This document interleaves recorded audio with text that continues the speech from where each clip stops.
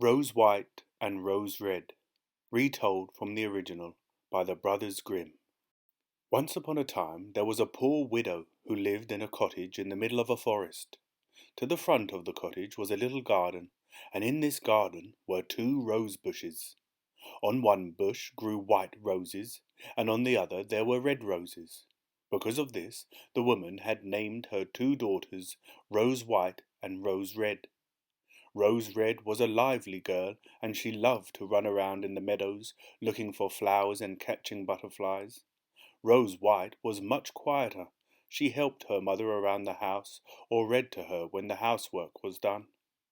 Whenever the two sisters went into the forest to gather berries, all the beasts of the forest went to greet them. Little rabbits would come and eat straight out of their hands. Deer would leap past, and the birds would sing sweetly. Rose White and Rose Red were friends with all the creatures of the forest. Most evenings the family would sit by the fire spinning or reading. One evening, as they were all sitting together, there was a loud knock at the door. "Hurry, Rose Red, and open the door," said her mother. "It must be a poor traveller who has lost his way." Rose Red went straight to the door, but she did not see a poor man standing there.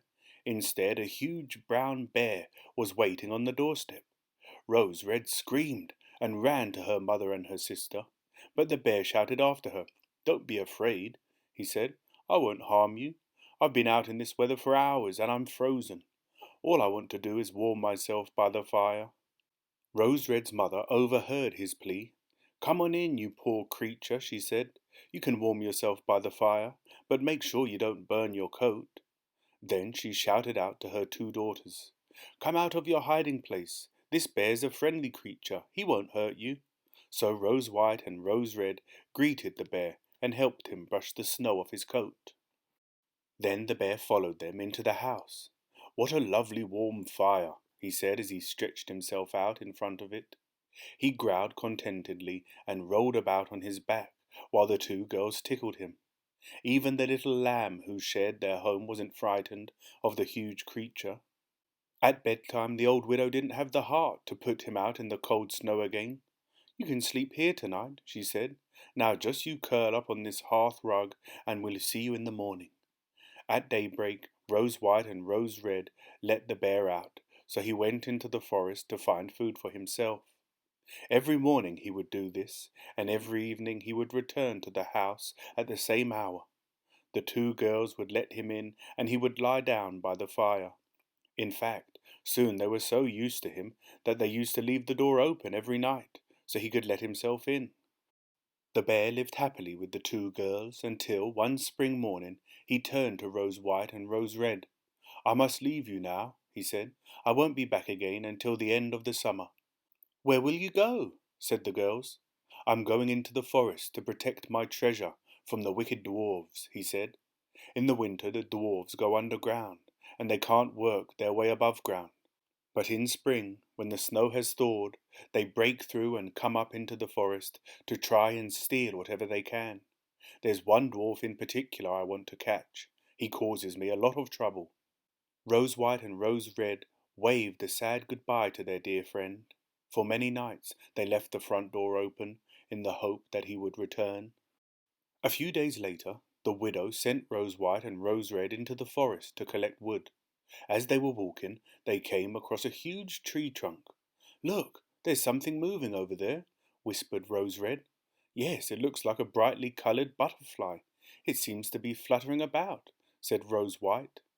They stepped closer to the tree trunk, and then they saw him. A dwarf with a wrinkled face and a long white beard was jumping up and down and screaming at the top of his voice. His beard was jammed into part of the trunk. He shouted at the girls when he saw them watching him. "What do you think you're doing just staring at me like that? Why don't you come and help me?" "What are you trying to do?" said Rose Red in a sweet, gentle voice. "You silly girl," replied the dwarf. "I wanted to chop that tree up so that I could have some logs for my fire. But no sooner had I driven my axe in than my beard was stuck fast. Tug as I might, I just couldn't get my beard free." The two girls whispered something to each other.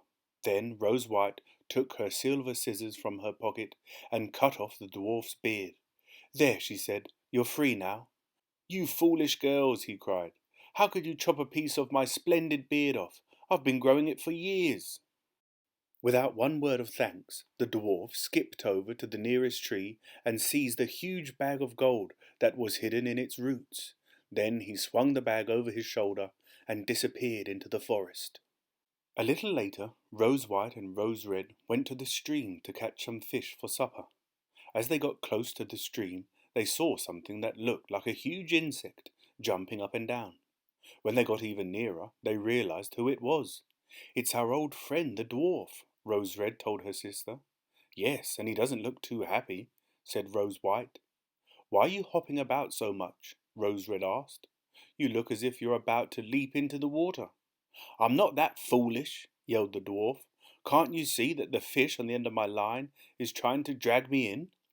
The little fellow had been sitting on the bank, fishing, and his beard had become tangled in the line. No longer was the dwarf pulling the fish in. The enormous fish was pulling the dwarf in. The little man was desperately grabbing on to the bulrushes on the bank, but he was almost losing his grip. Help me, do something," he cried. Once again, Rose White took out her scissors and snipped off the end of his beard to set him free. The dwarf was furious. "Sheer bad manners, that's what it is, spoiling a fellow's good looks like that," screeched the ungrateful dwarf. Then he fetched a sack of jewels from behind a tree and disappeared with them without a word of thanks. Some weeks later, the poor widow sent her 2 daughters to town to buy some sewing thread and material. As they were making their way through the forest, they saw a huge eagle hovering above. In its beak it was carrying what looked like a little bird. But as the eagle flew closer, the 2 girls recognized its prey. It was the dwarf, and he was screaming out to the 2 girls below. The 2 girls rushed forward and struggled to release the little man. They spent so long tugging at the dwarf's coat that the eagle was forced to drop its prey. When the dwarf had got over the shock, he screeched at the 2 kind-hearted sisters.